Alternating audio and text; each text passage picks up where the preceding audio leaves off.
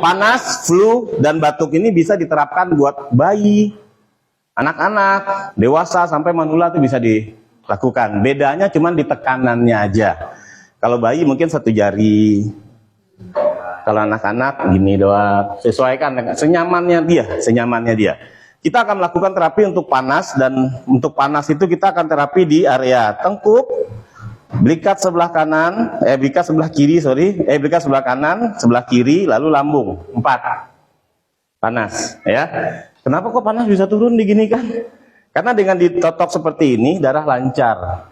Dengan darah lancar, saraf aktif, sehingga daya tahan tubuhnya meningkat.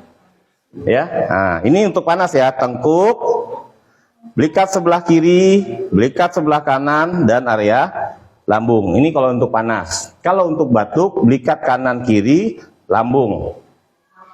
Oke, kalau flu, belikat kanan kiri aja. Oke, sekarang kita masuk ke flu dulu. Kalau orang yang flu, masya Allah ya, saya nggak tahu nih, artinya berapa kali saya demoin kalau lagi flu berat itu kalau terurai, slam. Ini ada slam di sini kalau orang flu itu. Slam itu kalau terurai langsung berhenti flu-nya.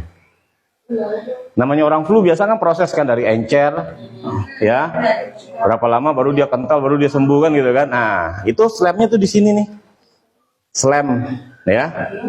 Slam. Nah, jadi kita terapinya bisa mentokin ke sini, ke tulang tengah, bisa mentokin ke tulang belikat. Pokoknya cari slam daerah sini. Anda tekan, benturkan ke tulang sebelah tengah atau tulang sebelah belikat. Udah rutinin gini aja, cari. Begitu juga orang yang kena COVID pasti di sininya slam semua tuh isinya. Itu yang kita urai. Kalau dia terurai berhenti dia. Ya, ini untuk yang flu. Kalau untuk yang batuk demam tadi udah kebayang lah ya. Tengkuk, belikat kanan kiri, lambung. 4 bagian. Benturkan sini, benturin ke sini, benturin ke sini, gitu ya. Tengkuk, belikat kanan, belikat kiri, areanya area paru kalau untuk masalah flu. Untuk bayi pun bisa, nggak usah takut. Yang penting senyamannya, kalau bayi kita gini-gini aja. Ya, mulai dari bayi.